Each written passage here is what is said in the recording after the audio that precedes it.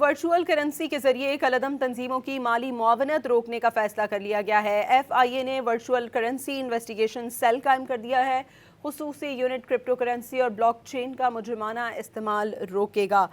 F آئی اے نے virtual currency investigation cell قائم کر دیا ہے۔